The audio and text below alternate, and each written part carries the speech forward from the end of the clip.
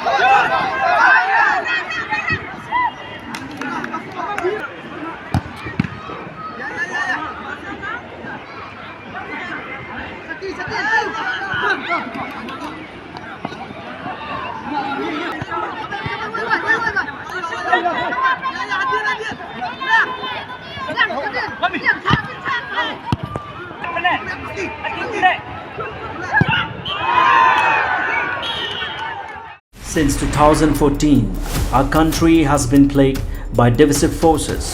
TMC is in Meghalaya with the mission to empower the people, uphold the ethnic cultures and traditions, celebrate the sacred land. To oust the proxy BJP government from Meghalaya, be the change, support TMC by calling on 96877 96877.